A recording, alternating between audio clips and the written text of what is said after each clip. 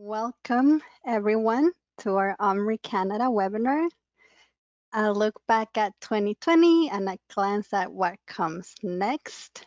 We usually have the pleasure to give this presentation in person every year at the Wealth Organic Conference in Canada, but as it has happened with many other things, this year we're bringing it to you virtually.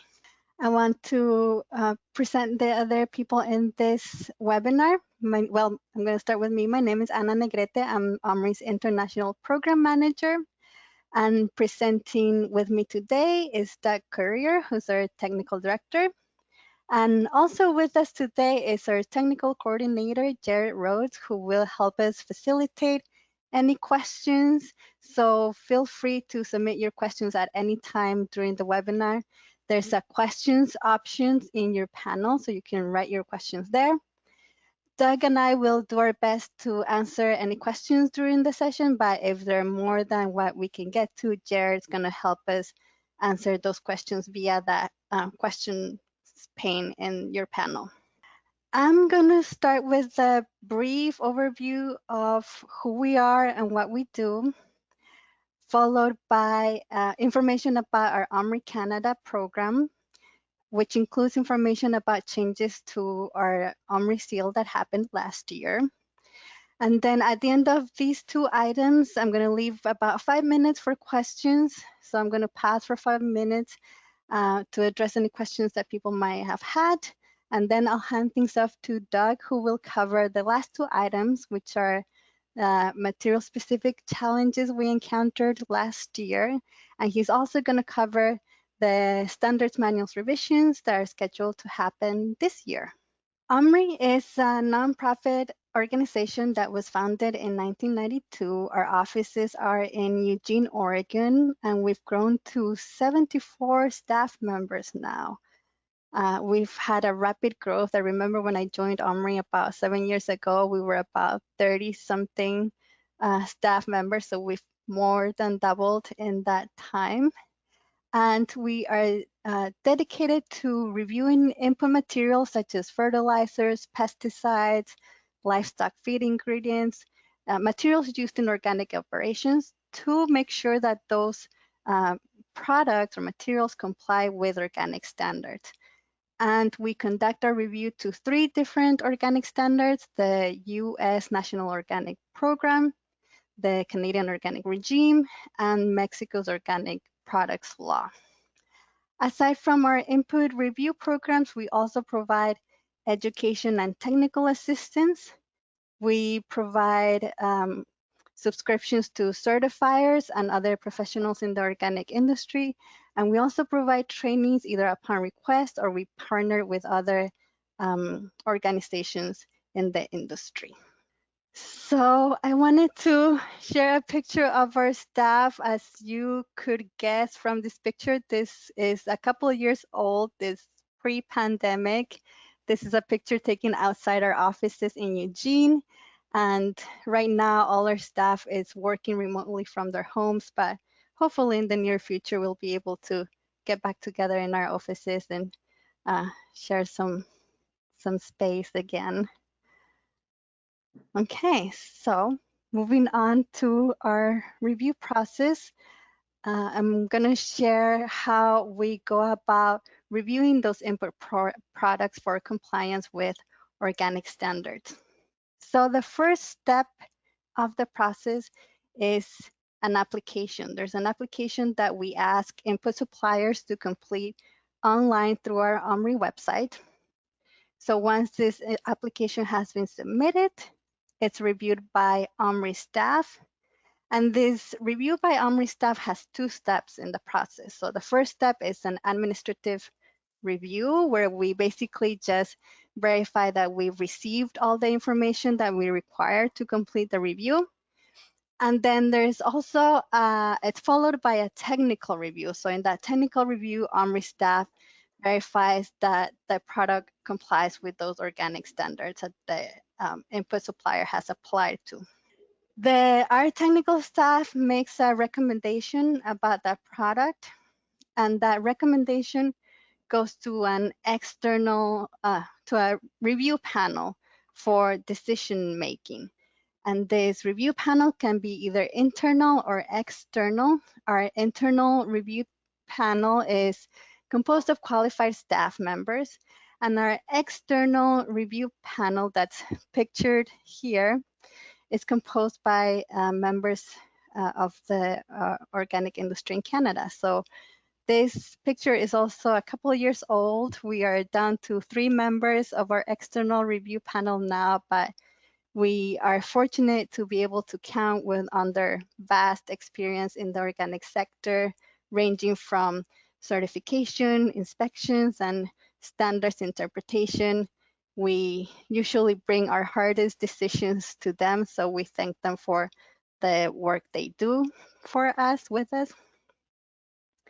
So after a decision has been made by a review panel, either internal or external, to either allow a product, allow it with use restrictions, or prohibit a product, then in case a product has either been allowed or allowed with restrictions, the last step would be to issue a certificate and the listing information for that product.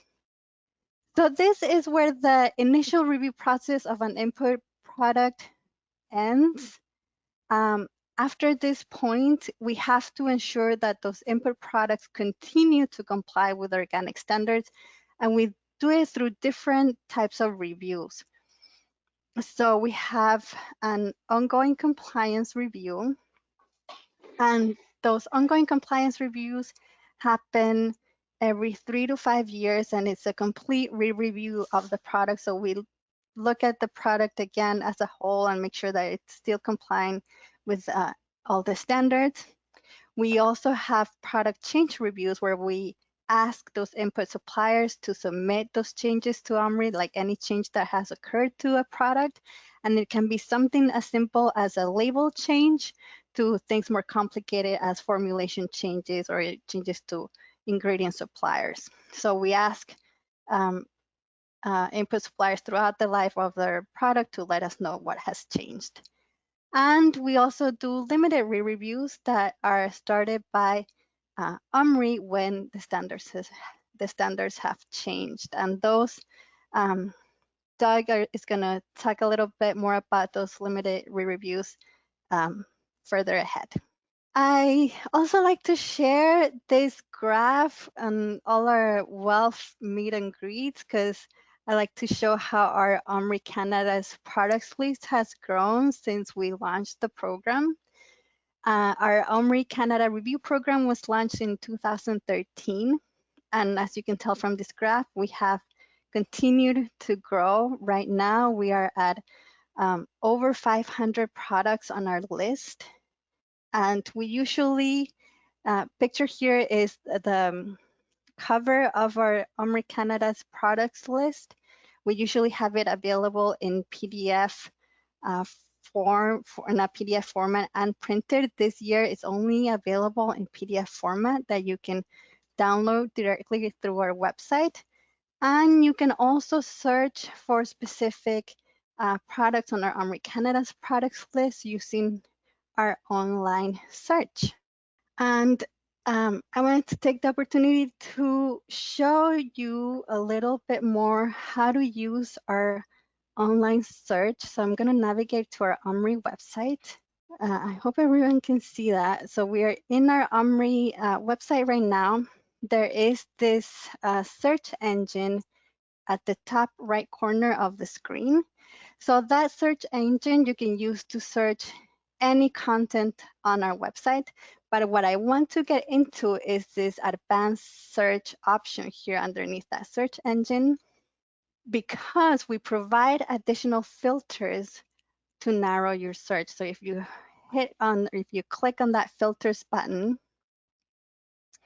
right here on the right side of the screen, you're gonna see that additional filters are displayed for you to narrow your search.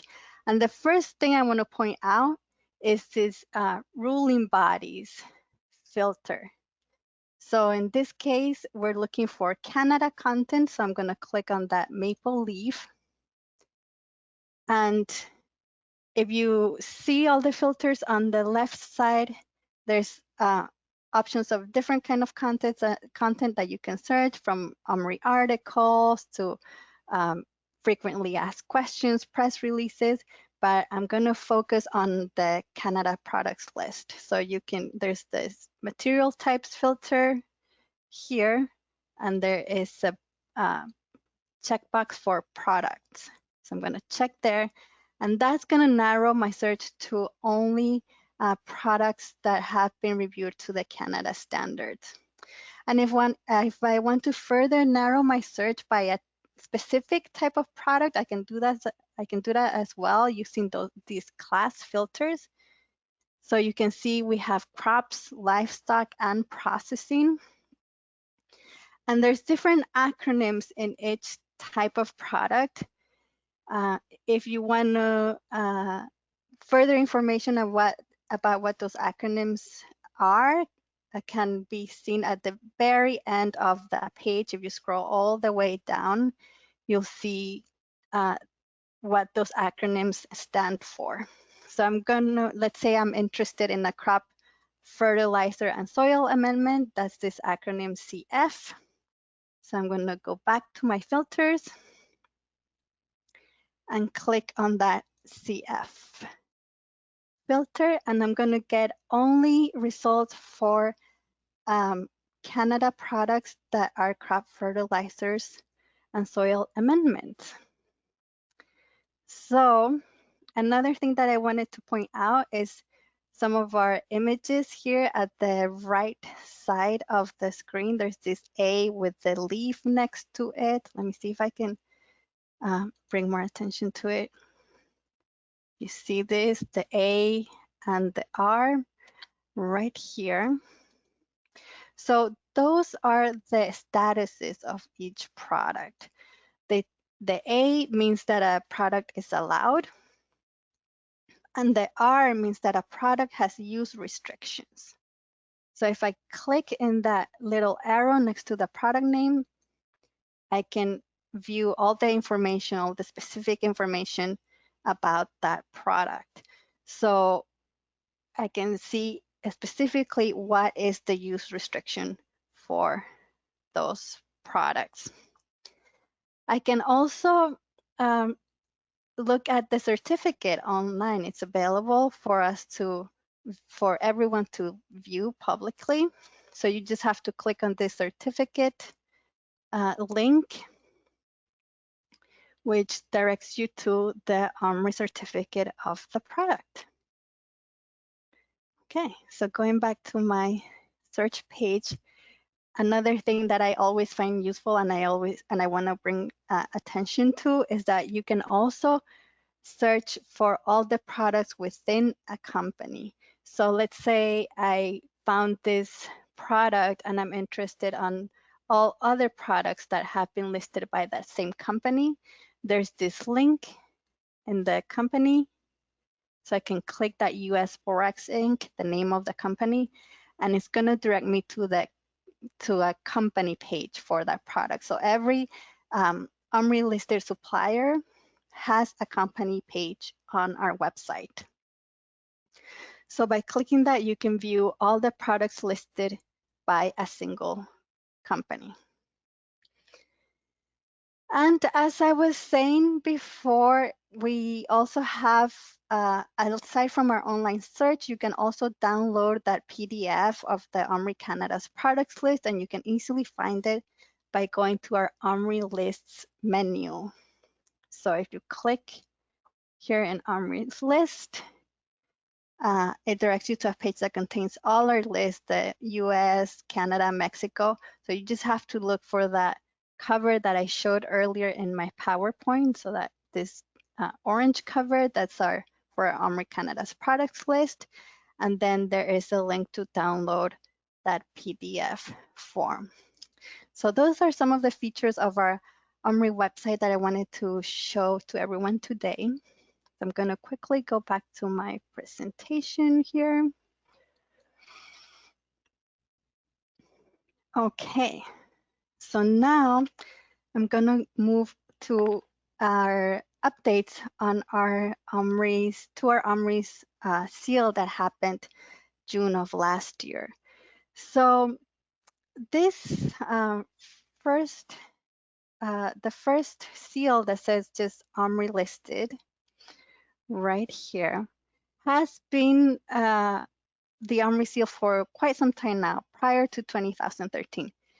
But at the in 2013, when we launched our Canada review program, we created two additional seals that are this OMRI Canada seal and this OMRI US Canada seal. So that OMRI Canada seal was meant for products that are listed just to OMRI Canada standard, to Canada organic standards, and the US Canada seal was for products that were listed to US and Canada organic standards.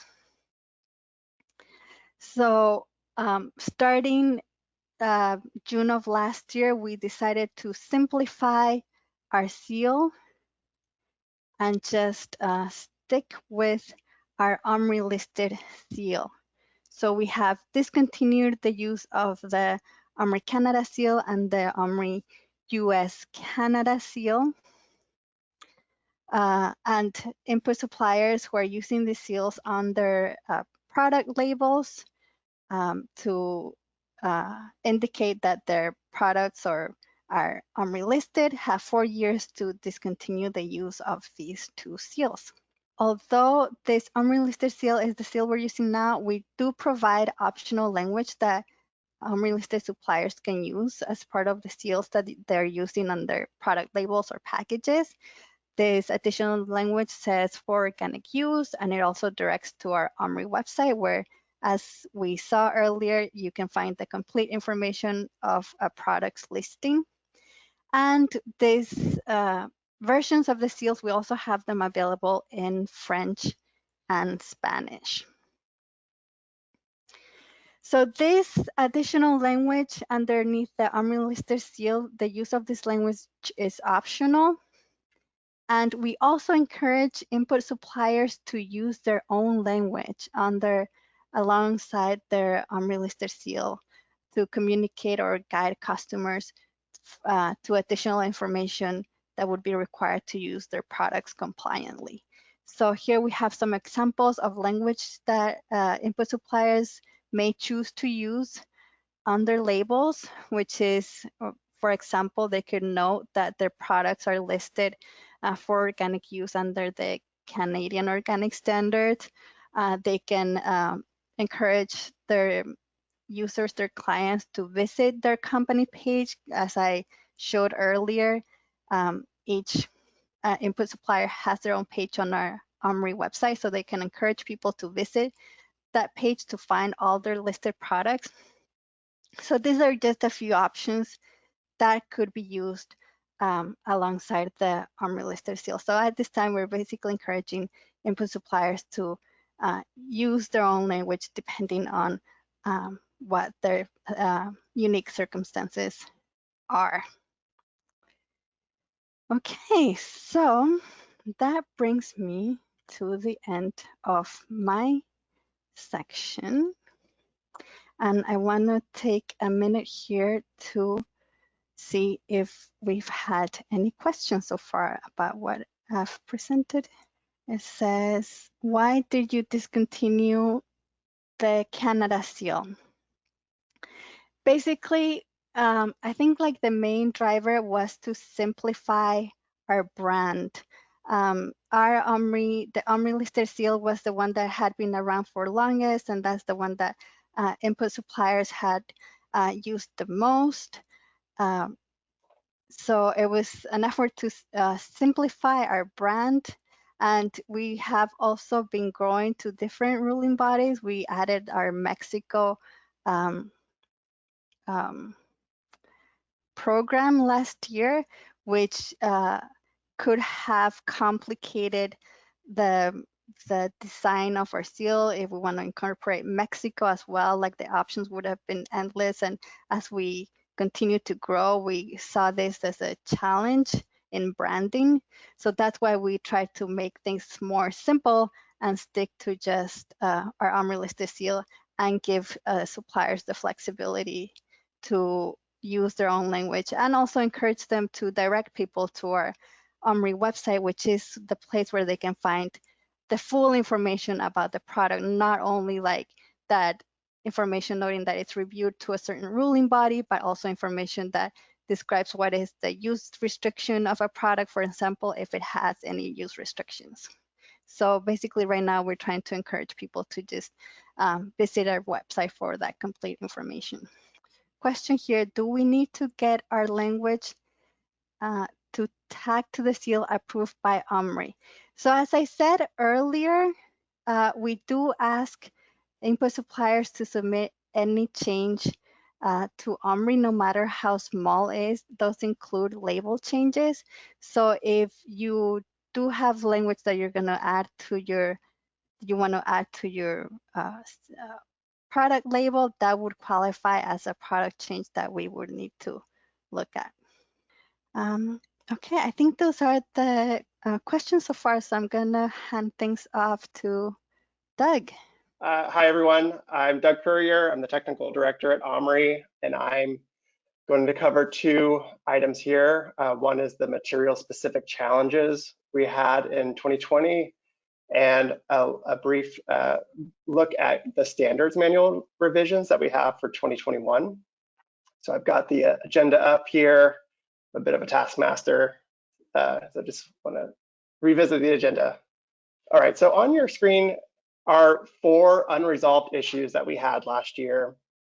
And I've also included on the screen a link to our policy manual if you wanted to look at the section on unresolved issues to get a little bit more of an idea of what those are as I'm talking here. And I'm going to go through and introduce what the challenges were with each of these and give an update on where we are with them. And so the first one is about, or was in regards to the PSL table 5.2 vitamins. And so this would be livestock feed additives. And OMRI does include a definition of vitamin product, or rather we have a definition of vitamin product that we use. And it is one product that is formulated with one or more vitamins. So a product formulated with a vitamin and another ingredient reported as a feed additive, like a microorganism or a mineral, is not considered a vitamin product. And really these vitamin products are really singular vitamins or multiple vitamins. So formulants identified on a vitamin product label or on an ingredient list, if sold without a commercial label, are not reviewed. However, we did see a label for a vitamin product, so a product that did meet that definition, that declared or identified an agricultural ingredient on the label. And so the question came up in regards to, well, should we extend that policy on not reviewing formulants to an ingredient that is being declared as certified organic? And the agricultural ingredient in this case was identified as a carrier. And so we did have a question about that, and we had marked unresolved to figure out an answer, or try to attempt to figure out an answer to how to best to approach agricultural ingredients that are declared as organic on labels in vitamin products. The next issue we had, and just really briefly, unresolved, we give ourselves a certain amount of time, so 275 days to come to a resolution on an issue. And so keep that in mind as I'm talking here. Formulants, so the old PSL table 4.3 formulants, we had a question about the annotation in that specific PSL entry. And the question was in regards to whether the annotation applied to any table 4.3 substance, like it said. So there, in the old 4.3 PSL, there was transplant and potting media, for example. And so the question came up of, was it appropriate to extend PMRA list 4 formulants extend that allowance to something like transplant and potting media that appeared on 4.3 and appeared to be in line with the annotation, but perhaps maybe not as intended. So we flagged that as a issue and marked it as unresolved so that we could work on it. We also had a question about the PSL table 4.2 fish products, and specifically the preferential use of acids other than vinegar, acetic acid, or acid stabilized fish. There was a question of who should be verifying with the input manufacturer that they are using a specific acid over another. And we marked this as unresolved so that we could take a look at that. And we did work internally to develop a proposal on how to address that question with product manufacturers. And the last issue I wanted to highlight was in the old table 4.3. There was a question about the annotation for repellents. And the old annotation for repellents included a statement, shall not contain synthetic additives. And this led to a question about overlapping PSL annotations for repellents and formulants at table 4.3. And specifically, a question was asked to the Standards Interpretation Committee, are repellents permitted to contain synthetic ingredients compliant with the PSL table 4.3 listing for formulants, including PMRA list 4A and 4B materials? So I do have updates, thankfully. We were able to find some resolution on all of these issues. And so I've indicated, all of these are no longer unresolved, and we have policy developed and established for most of these, except for the first one. And I believe we still have a question about how to review organic ingredients claimed on vitamin products. So these are products that are, in fact, vitamin products. And so this is no longer unresolved because the question is no longer relevant, at least for that product, because the applicant did reformulate and is using a core organic ag ingredient. So the question of whether or not it needed to be organic or not, or reviewed or not, became irrelevant for them because they were in fact using a core organic ingredient. But that question still remains about the do we review or do we not review formulants in vitamin products? And I should have mentioned this when I started talking. If anyone on this webinar has any thoughts on these issues or comments, please get in touch so we could talk about that further. The next item is also resolved, so table 4.3, so this is now table 4.2, column 2, formulants. This is resolved because we consider the product a crop protectant, and our policy now is to take these case by case. And the 2020 update, for table 4.2, column 2, perhaps makes the formulants annotation a little easier to apply. At least the transplant potting media entry is no longer a crop production aid. But we are still taking these case by case. But in general, we have a pretty good idea of when to extend that formulants allowance and when to kind of question it.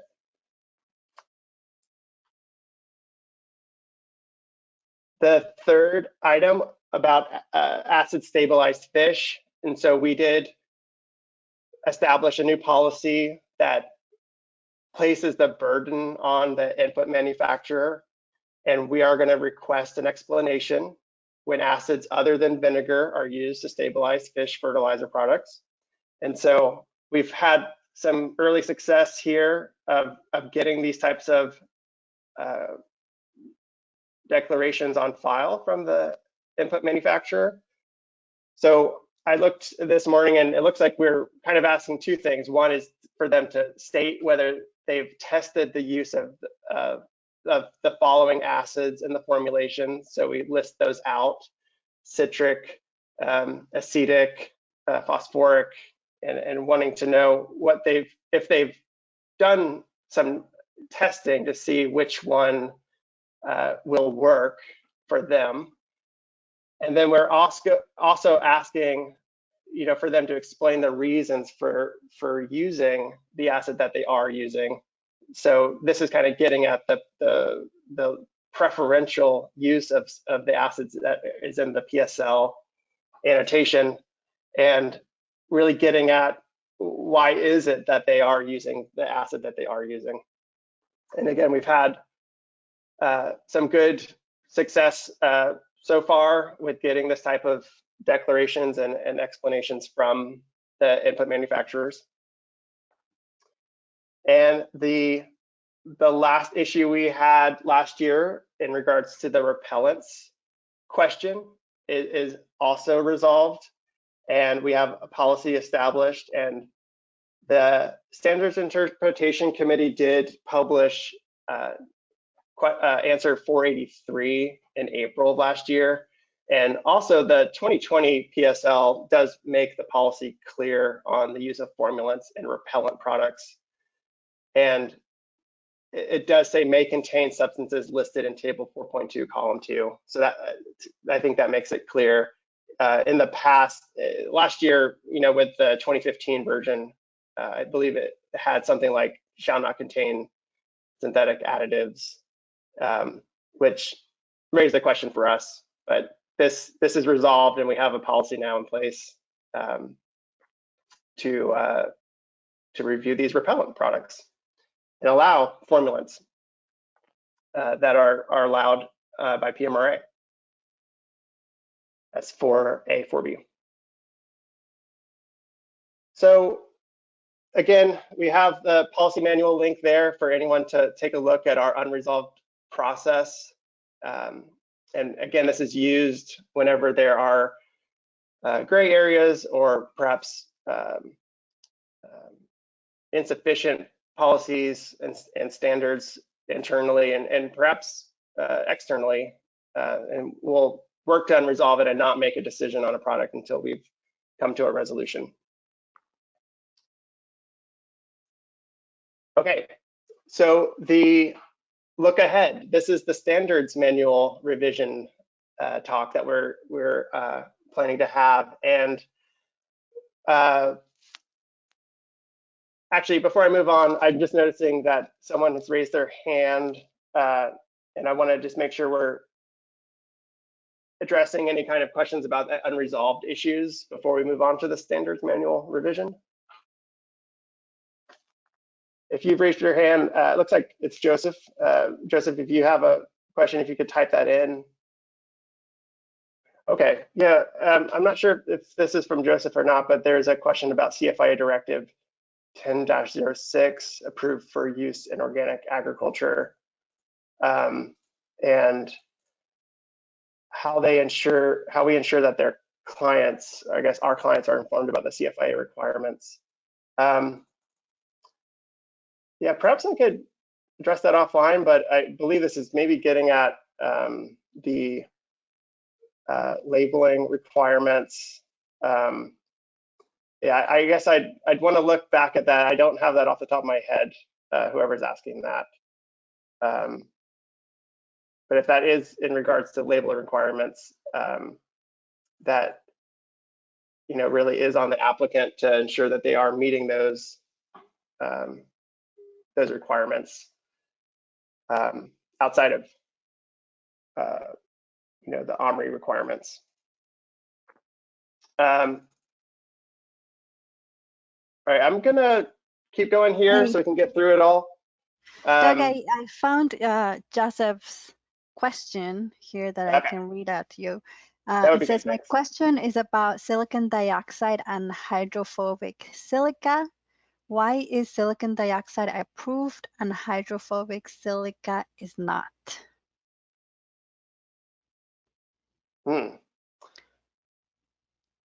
There is That. further information he submitted saying that hydrophobic silica is a form of silicon dioxide, commonly known as silica, that is hydrophobic groups chemically bonded to the surface. The hydrophobic groups are normally alkyl or polydimethylsiloxane chains.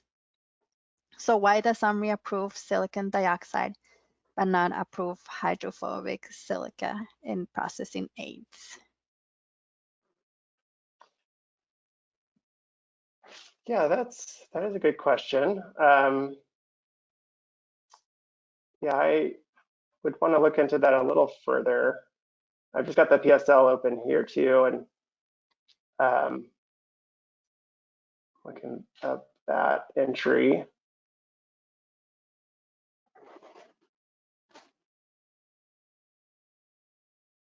Yeah.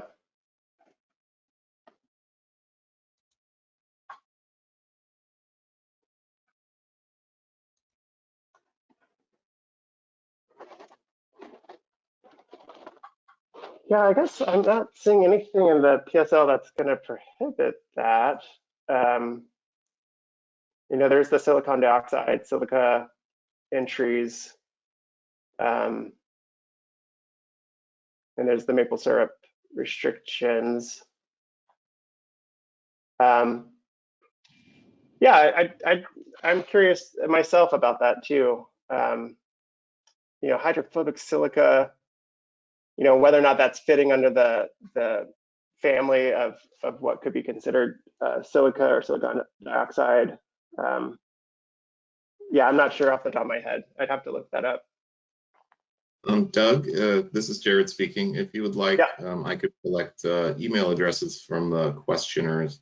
We could follow up after the meeting. that would be great. Yeah. Right.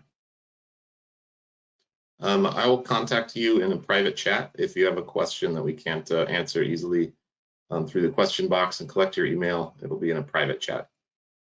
Thank you. Great. Thanks, Jared.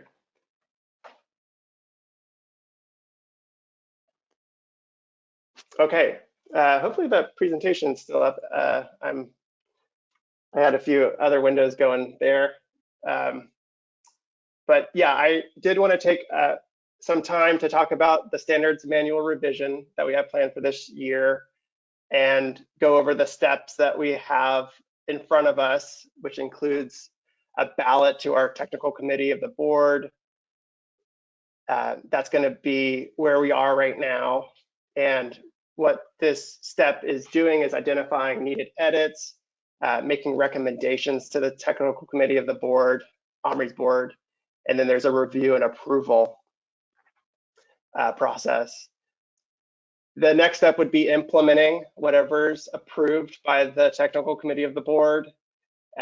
This also includes staff training on the revisions that we are planning, updates to our internal resources, including applications, revisions as needed. There's going to be a public notice to let every stakeholder know that we have a new standards manual. And then, yeah, we'll have the 2021 standards manual itself, and we are looking for toward a summer 2021 implementation.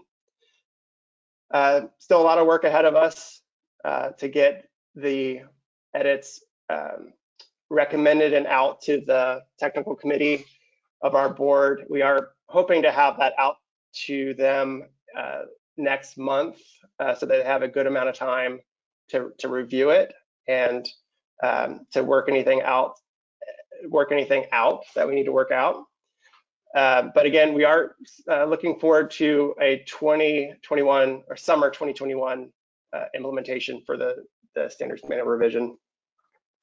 After we have that standards manual, we are going to conduct limited re-reviews, and This limited re-review process allows us to contact listed suppliers that have their products impacted by the 2020 standards update. It gives them a chance to bring products in line with the new standards, so bringing them into compliance. It gives us a chance to issue new certificates as needed, and it gives us a chance to remove products from the Canada products list in time for the December 2021 date, when the standards come in force. We are hoping to give all of our listed suppliers enough time to do what they need to do to bring their products into compliance. And I would say if you are someone that has a product listed with us now, feel free to contact us to get more information about the timeline here. But we are again looking for summer 2021 as the implementation date, and limited re-reviews to happen, largely in the fall, leading up to December. Some significant edits that we're looking at, the 2020 PSL removes a lot of that synthetic language, and so we are spending a lot of time, going through our GML, which is the generic materials list, and removing those requirements to align with the PSL. We are also looking at the creation of a new class called processing ingredients, moving away from that processing non-agricultural and processing aids class. And there is a chelate source restriction change. So any of these 4.2 materials are allowed now as chelating agents. And for those that are going to be at the accreditation roundtable meeting at CUABC tomorrow, OMRI staff will be there. Peter Bungham will be talking a lot about chelation and chelates. So give a plug for him at that accreditation roundtable. But yeah, it's a big revision, and there's a lot to get right, and we are pretty far along in the process. But again, we're following this revision process that I have outlined on the screen.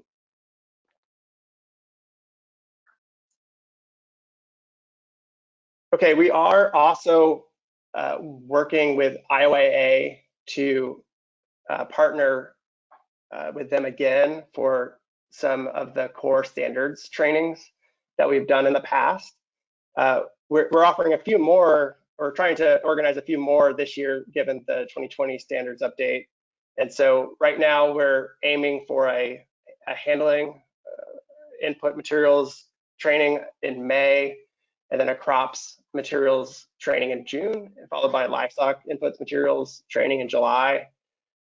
Still working with them on specific dates, and nothing is on their website yet. I have included the link there for anyone interested to check back once we have dates that are in the books. And I just want to throw that picture out there again, because it brings me a lot of joy seeing all the OMRI staff there in person. And I also wanted to be sure to include our contact details for Anna and myself and Peggy Myers. And please feel free to reach out on any concerns, questions, anything at all. Yeah, that'd be great. We do rely on a lot of external feedback.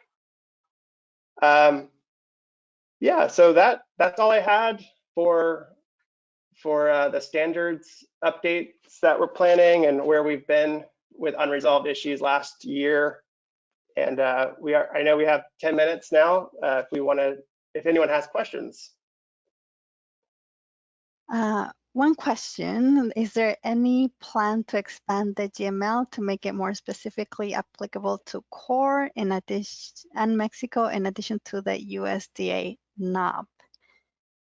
And I want to say we do have what we consider the equivalent of the GML for both Canada and Mexico. If you navigate to our website, maybe I can share my screen really quickly. Okay, so we're back to our OMRI website right here, and where I showed everyone where the OMRI lists are, where all our lists are. People are more familiar with this generic materials list. That's the GML, that's for the US. For Canada, we have our OMRI Canada Standards Manual. That's what Doug was talking about updating. So if you take a closer look at that OMRI Canada Standards Manual, that's basically our generic materials list for Canada. And for Mexico, we have the same thing. We call it our OMRI Mexico Standards Manual. That's basically our generic materials list, but for Mexico. We do have one from Megan Halstead. Could you comment on any differences between Mexico standards and core and NOP? Well, I would say in the way the allowed materials are presented for Mexico and core, it's the same concept. It's they're both closed lists. So there's a specific list of materials in the national list for Mexico that are allowed, just as the case with core. NOP is a different situation where there's just the general rule that if things are non-synthetic, they're allowed, and if they're synthetic, they're prohibited, with those exceptions.